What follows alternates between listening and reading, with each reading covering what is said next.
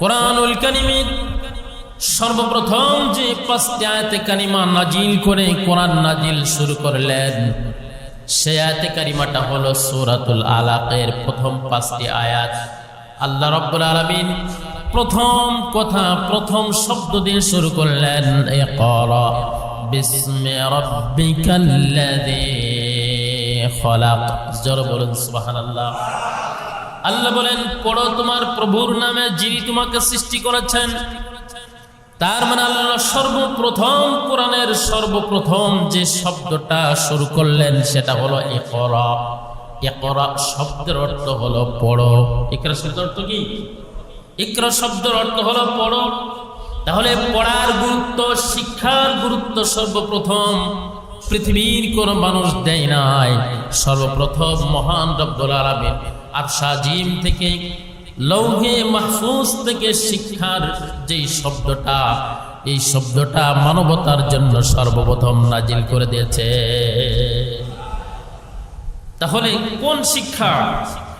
যেই শিক্ষা মানবতার কথা বলে, যেই শিক্ষা মানুষের চরিত্রকে সুন্দর উৎকৃষ্ট চরিত্রে পরিণত করে দেয়, যেই শিক্ষা মানুষের অন্ধকার থেকে আলোর পথে টেনে আনে, যেই শিক্ষা মানুষকে সুদ, ঘুষ, অন্যায়, অত্যাচার, জিনা, ব্যভিচার, যেই শিক্ষা মানুষকে শিক্ষার আলোয় আলোকিত করে, যেই শিক্ষা মানুষকে উত্তম মানুষ হিসাবে রূপান্তরিত করে, সেটা হলো আসল শিক্ষা। আল্লাহ রাব্বুল আলামিন সেই শিক্ষার কথা বান্দার জন্য বলেছেন, বান্দা ওই শিক্ষা অর্জন করো, যে শিক্ষা অর্জন করলে তুমি একটা সোনার মানুষে রূপান্তরিত হতে পারবে। সুবহানাল্লাহ। আজকে পৃথিবীতে দেখি শিক্ষা সর্বোচ্চ ডিগ্রি নেওয়ার পরেও দাঁড়িয়ে পেশাব করে আছে না নাই? আছে না নাই?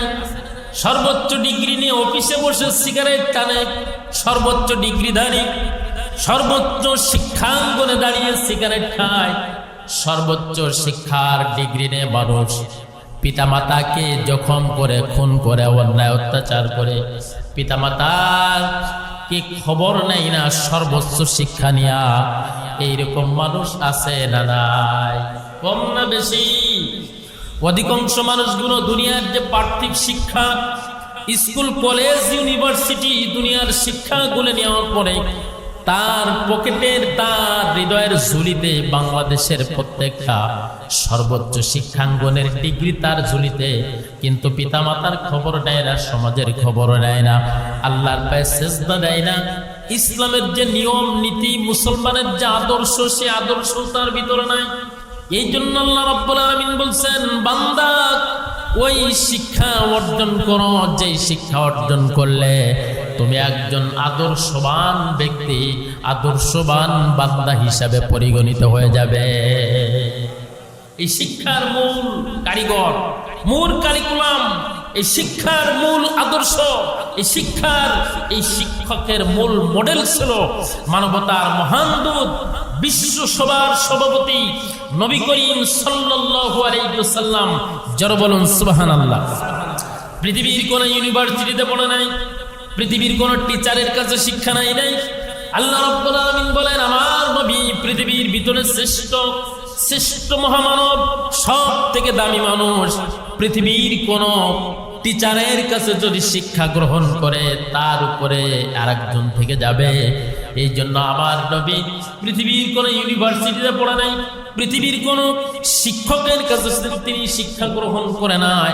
আমার নবীর শিক্ষা দেওয়ার জন্য আমি একটা কিতাব পাঠিয়েছি। আমি আল্লাহ রাব্বুল আলামিন জিবরাইলের মাধ্যমে লৌহে মাহফুজ থেকে কোরআন পাঠিয়েছি। আর আমার নবী কোরআনের শিক্ষায় শিক্ষিত হয়ে পৃথিবীর শ্রেষ্ঠ আইডল হয়েছে। সুবহানাল্লাহ। আজ পর্যন্ত পৃথিবীর কোন মানুষ নবীর চরিত্রের ভুল ধরতে পারে নাই। আজ পর্যন্ত পৃথিবীর মানুষ ওই কিতাবের ভুল ধরতে পারে নাই। আল্লাহ বলেন, আমার নবীর যে শিক্ষা দিয়েছি, লা রাইবা ফি, এই কিতাবে কোনো সন্দেহ নাই, ভুল নাই। ওই কিতাবের শিক্ষা কিয়ামত পর্যন্ত যত মানুষ অর্জন করবে, আল্লাহ রাব্বুল আলামিন প্রত্যেকের মর্যাদা বাড়িয়ে দিবে। সুবহানাল্লাহ, সুবহানাল্লাহ। আমার ভাইরা, আল্লাহ পাক রব্বুল আলামিন বলেন, قل هل يستوي الذين يعلمون والذين لا يعلمون জোরে বলুন আল্লাহু আকবার। আল্লাহ বলছেন নবী আপনি বলেন, কুল আপনি বলেন, হাল ইয়াস্তাবুল্লাযীনা ইয়ালামুন ওয়াল্লাযীনা লা ইয়ালামুন, তোমাদের মধ্যে যারা জ্ঞানী আর যারা জ্ঞানী নয় তারা কি কখনো এক হতে পারে? তারা কি কখনো এক হতে পারে? যারা জ্ঞানী এবং যারা জ্ঞানী না তারা কখনো এক হতে পারে না। আল্লাহ আরেকটা আয়াতে বলছেন, ইন্নামা ইয়াখশাল্লাহা মিন ইবাদিহিল উলামা।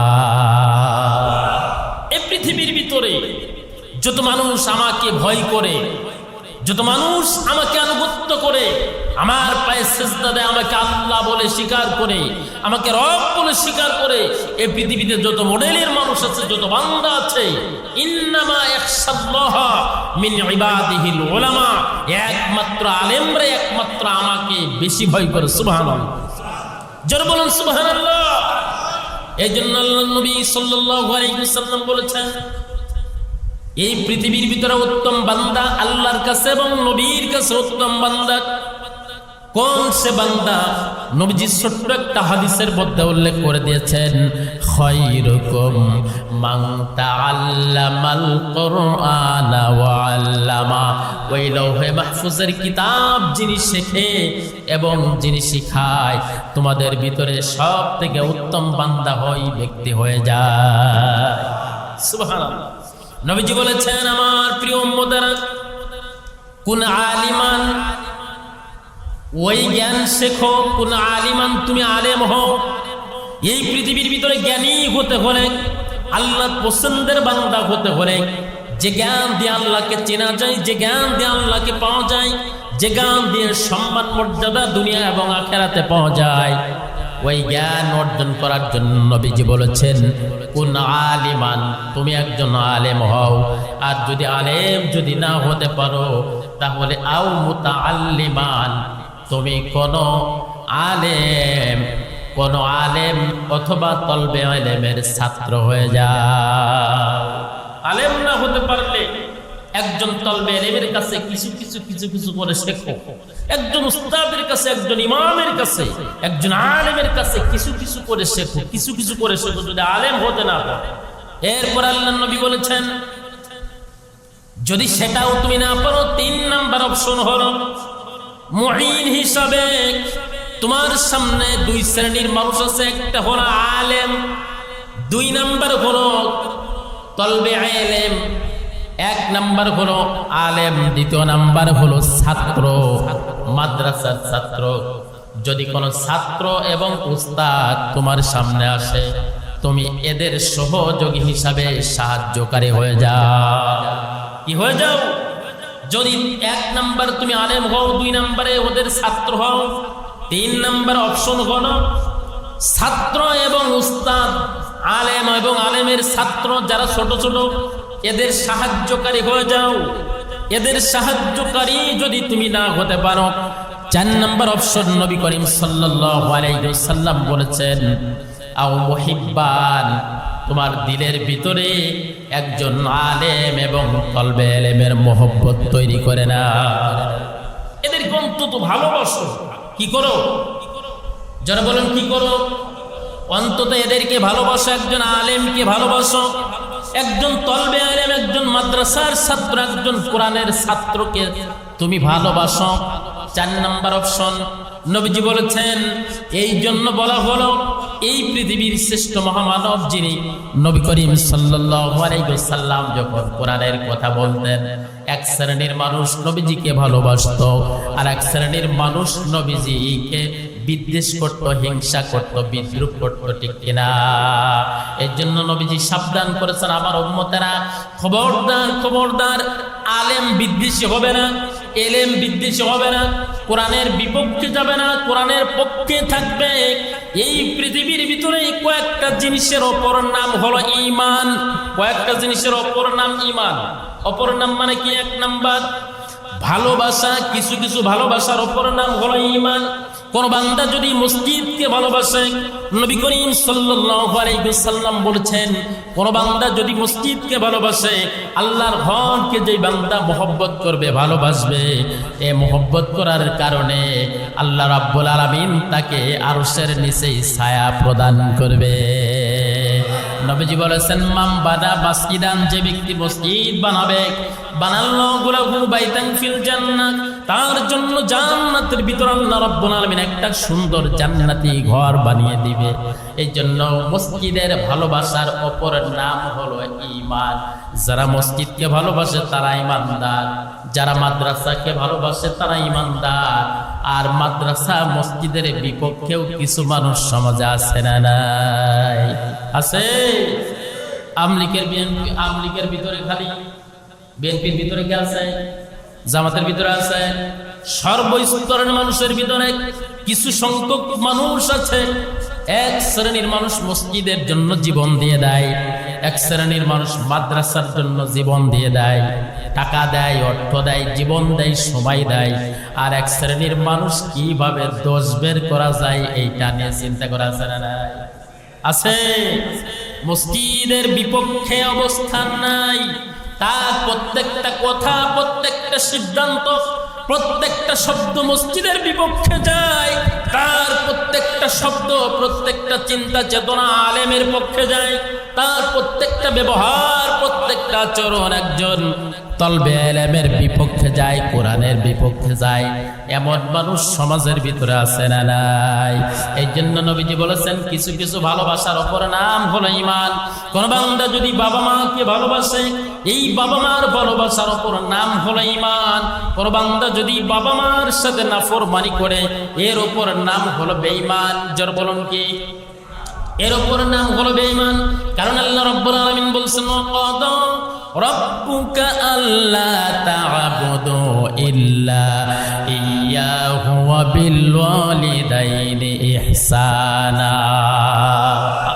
আল্লাহু আকবার। তোমার যে পিতামাতা আছে তাদের সাথে সদ্ব্যবহার করো, ওয়ালা তানহারহুমা, তাদের সাথে ধমক দিও না, কুল্লাহুমা কওলান কারীমা, তাদের সাথে ছোট ছোট নম্র ভাষায়, মিষ্টি ভাষায় তাদের সাথে আচরণ করো, কথা বলো। তাহলে এটা যেহেতু আল্লাহর কোরআনের কথা, পিতামাতার সাথে ভালো ব্যবহার করা একটা ঈমান, ঠিক না বেঠিক? পিতামাতাকে ভালোবাসা একটা ঈমান, একজন আলেমকে ভালোবাসা একটা ঈমান। আলেমের সাথে নাফরমানি করা, আলেমের সাথে বেয়াদবি করা, আলেমের বিপক্ষে কথা বলা হলো বেঈমানের একটা লক্ষণ, ধ্বংসের একটা লক্ষণ, ঠিক না বেঠিক? নবীজি বলেছেন, আমি যখন নবী হয়েছি, আমার যুগে যে বান্দাগুলি ঈমান এনেছে আমার বিপক্ষে যায় নাই, আর যে বান্দাগুলি আমার বিপক্ষে গেছে তারা ছিল কাফের আর মুশরিক। পথ পাওয়ার জন্য, হিদায়াত পাওয়ার জন্য নবী ছাড়া, নবীর যুগে নবীর কাছে আসা ছাড়া কোন বান্দাকে হিদায়াত পেয়েছে? নবীর কাছে যাব না কিন্তু হিদায়াত পাবো, হয়েছে? হয়েছে? এটা যেমন অসম্ভব। নবীজি বলেছেন, ফাদলুল আলিম আলাল আবিদি কাফাদলি আলা আদনাকুম। আমি আমার সাহাবায়ে কেরামদের কাছে যেমন মর্যাদাশীল, ঠিক তেমনি আলাল আবিদি কাফাদলি আলা আদনাকুম। কিয়ামতের পূর্বে একজন আলেম একজন সাধারণ মানুষের কাছে ওই রকম মর্যাদাশীল। সুবহানাল্লাহ। কোন বান্দা যদি আলেমকে ভালোবাসে, নবীকে ভালোবাসা হবে। কোন বান্দা যদি তার মহল্লার মসজিদকে ভালোবাসে, বাইতুল্লাহকে ভালোবাসা হবে। কোন মানুষকে যদি মাদ্রাসাকে ভালোবাসে, তলবে ইলমকে ভালোবাসে, তার ভালোবাসা হবে নবীজিকে ভালোবাসা, ঠিক না বেঠিক? এই জন্য কিছু ভালোবাসার অপর নাম হলো ঈমান। সুবহানাল্লাহ। আর কিছু কিছু শত্রুতার অপর নাম হলো বেঈমান। নবীজি যখন, আল্লাহর নবী যখন দ্বীনের দাওয়াত দিতেন, কিছু মানুষ তার সাথে বিদ্রুপ করত, তার বিপক্ষে কাজ করত, তারা ছিল যেমন বেঈমান। আর একজন আলেমের বিপক্ষে কোনো বান্দা যদি যায়, এটা হলো বেঈমান হওয়ার একটা লক্ষণ, ঠিক কিনা? কে বলেছেন? নবীজি বলেছেন। কে বলেছেন? আমার ভাইরা, আল্লাহ রাব্বুল আলামিন বলছেন, আল্লাহ পাক রব্বুল আলামিন কোরআনুল কারীমের ভিতরে বলছেন, ইয়ারফাইল্লাহুল্লাযীনা আমানু মিনকুম রাব্বিকুম ওয়াল্লাযীনা উতুল ইলমা দারাজাত। আল্লাহু আকবার। যত মানুষ আছে এই মানুষদের ভিতরে ফাইল্লাহুল্লাযীনা আমানু, যারা ঈমান এনেছে তাদের সম্মান বাড়িয়ে দিয়েছে আমি আল্লাহ রাব্বুল আলামিন। ওয়াল্লাযীনা উতুল ইলমা দারাজাত, আর যারা ঈমানদারদের ভিতরে ইলম অন্বেষণ করেছেন, যারা আলেম হয়েছেন, তাদের দরজা আমি আল্লাহ রাব্বুল আলামিন বাড়িয়ে দিয়েছি। সুবহানাল্লাহ। নবী ছাড়া যেমন কোন মানুষ ঈমানদার হতে পারে নাই, আলেম ছাড়া এই যুগে কোন বান্দা ভালো মানুষ হবে, ঈমানদার হবে, মুসলমান হবে, এর কোনো উপায় নাই, ঠিক কিনা? আপনি একজন ইঞ্জিনিয়ারের কাছে যাবেন, যে বলবেন আমার হাঁটুতে ব্যথা, আমার হাতে ব্যথা, মাথায় ব্যথা, ইঞ্জিনিয়ারের কাছে যাবেন, বলবেন কার কাছে আইছেন? কি বলবে? কার কাছে আসছেন? আমি তো প্ল্যানিং করি, আমি তো বিল্ডিং এর কাজ করি, বিল্ডিং এর মাপ আমার কাছে নিবেন, বিল্ডিং এর এস্টিমেট আমার কাছ থেকে নিবেন, পরামর্শ নিবেন। আমি একজন ইঞ্জিনিয়ার, আমার কাছে তো শারীরিক চিকিৎসা হবে না, শারীরিক চিকিৎসা করতে হলে ডাক্তারের কাছে যাওয়া লাগবে। আবার আপনি যদি ডাক্তারের কাছে যান, যে বলেন আমি একটা বিল্ডিং তৈরি করব, কতটুকু বালু লাগবে, কতটুকু ইট লাগবে, কতগুলো সিমেন্ট লাগবে, রড লাগবে, আমাকে একটা তালিকা দিন। ডাক্তার বলবে পাগল না মাতাল, ঠিক না বেঠিক? বলবে কি বলবে না? এরপর আপনি সুপ্রিম কোর্টে যান, হাইকোর্ট, সুপ্রিম কোর্ট, জজ কোর্ট, উকিল বারে যাবেন। যাওয়ার পরে আপনি বলবেন যে আমি একটা বিল্ডিং করব, হিসাব দেন। সেও বলবে পাগল, আমরা ওই তন্ত্রের লোক না, আমাদের কাছে আসবে ক্রাইম নিয়ে, মামলা নিয়ে। এই যত মামলা অপরাধগুলি আছে, মামলার ফাইল করার কাজ, মামলা মুভ করার কাজ, মামলার কাজ আমরা করে, আমরা চিকিৎসা করি না, বিল্ডিং এর হিসাব নিকাশ আমরা করি না। এই জন্য দুনিয়ায় যদি একজন ডাক্তারের কাছে গেলে বিল্ডিং এর হিসাব না পাওয়া যায়, একজন ইঞ্জিনিয়ারের কাছে গেলে যদি শারীরিক চিকিৎসা না পাওয়া যায়, একজন আলেমের কাছে না গেলে দিন পাওয়ার সম্ভাবনা নাই, ঠিক কিনা? আলেমের কাছে ছাড়া দিন পাওয়া যাবে? দিন পাইতে হলে আলেমের কাছে যাওয়া লাগবে, কোরআন পাইতে হলে আলেমের কাছে যাওয়া লাগবে, হেদায়েত পাইতে হলে আলেমের কাছে যাওয়া লাগবে, নিজেকে পরিশুদ্ধ করতে হলে আলেমের কাছে যাওয়া লাগবে, নতুন একটা মেয়ে বিবাহ করে ঘরে আনতে হলে, বৈধতা পেতে হলে আলেমের কাছে যাওয়া লাগবে, কবরে রাখার সময় মানুষ যখন ইন্তেকাল করে, কবরে রাখার সময় একজন আলেমের কাছে যাওয়া লাগবে, মানুষ যখন বিপদে পড়ে তখন আলেমের শরণাপন্ন হয়।